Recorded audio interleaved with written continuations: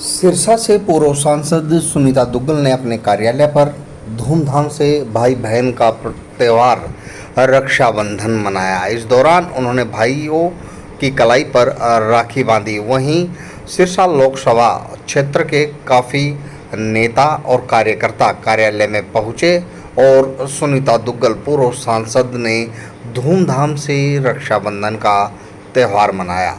वहीं उन्होंने कहा कि यदि पार्टी मौका देगी तो वो विधानसभा लड़ने के लिए तैयार है। उन्होंने कहा कि पार्टी मौका देगी और उन्हें आदेश देगी कि विधानसभा चुनाव लड़ना है तो वे जरूर लड़ेगी।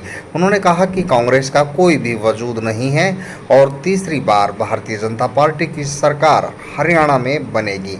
उन्होंने कहा केंद्र में मोदी सरकार और पहले खट्टर सरकार और अब नायब सरकार ने जनहितैषी काम करवाए हैं और जनता भारतीय जनता पार्टी की सरकार को तीसरी बार भी अपना आशीर्वाद देगी।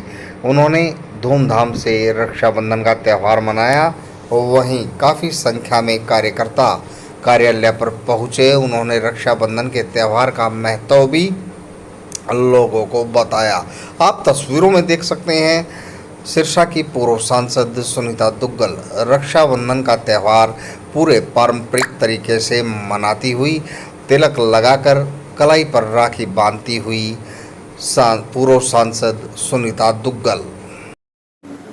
देखिए, ये हमारा जो है एक परंपरागत हमारा त्यौहार है और भारत की तो संस्कृति ही ऐसी है कि हम लोग जो है तीज त्यौहार के बहाने एक दूसरे के साथ मिलते हैं और उसी से ही हमारा आपस में भाईचारा भी बढ़ता है।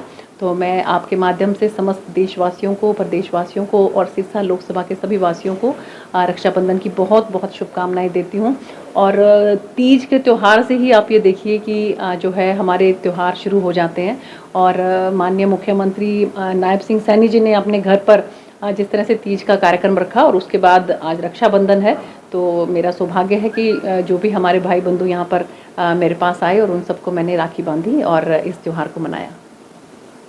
क्या संदेश देंगे मैम राखी के त्यौहार पर? राखी के त्यौहार पे बस मैं यही कहना चाहती हूँ कि सभी जो हैं वो भाईचारे के साथ और प्यार प्रेम के साथ रहें। हमारी भारत की जो संस्कृति है इसमें भाईचारा जो है ये सबसे बड़ी बात है। और आप चाहे किसी भी जाति से क्यों ना हो, किसी भी धर्म से क्यों ना हो, आपस में एक दूसरे के साथ जो है ये त्यौहार हमें जोड़ते हैं, तो ये हमें भाईचारा सिखाता है। तो मैं सबको यही कहना चाहती हूँ कि सौहार्दपूर्ण वातावरण के अंदर जो है सभी इस त्यौहार को और खूब खुशी के साथ मनाएं। सिरसा में कार्यकर्ता के रूप में आपके भाई हैं, उनकी इच्छा है कि उनकी बहन चुनाव लड़े, विधानसभा चुनाव लड़े। अगर आप थोड़ा विस्तार से बताएंगे कि कौन से मेरे भाई की इच्छा है कि मैं कार्यकर्ता भाई, हमारे कार्यकर्ता बंधु।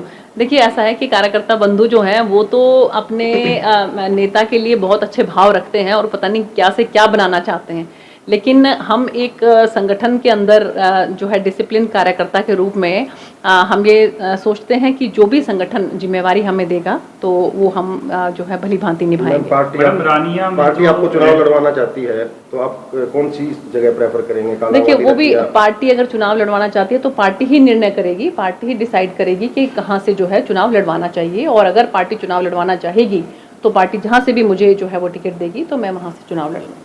सिर्फ कार्यकर्ता ही नहीं, पूर्व मुख्यमंत्री मनोहर लाल खट्टर ने भी रानिया में कहा था कि आपको चंडीगढ़ के लेके जाया जाएगा। जी जी। तो क्या आपकी तैयारी है चंडीगढ़ जाने की विधानसभा के?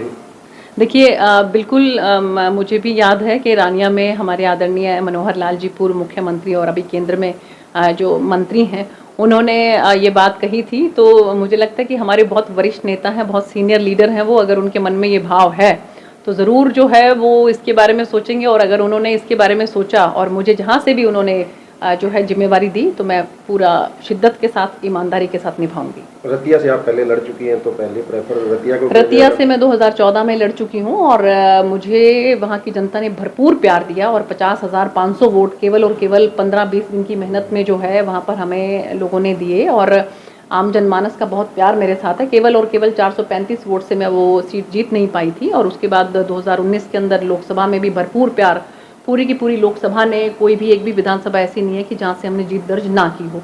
तो अभी क्योंकि विधानसभा चुनाव बिल्कुल नज़दीक है तो जैसा मैंने आपको कहा कि संगठन जो भी निर्णय लेगा, जहाँ से भी मुझे जो है अगर चुनाव लड़ने के लिए कहेगा तो मैं बिल्कुल लड़ूंगी। मैम आप 3 लाख से ज्यादा वोटों से जीते थे और जी। इस बार एक बड़ी हार हुई है, क्या कारण देखते हैं आप?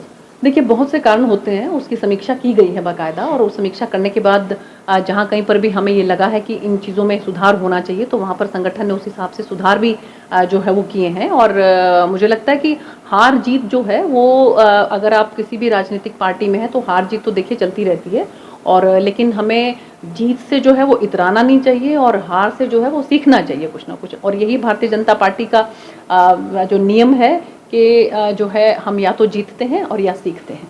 ठीक।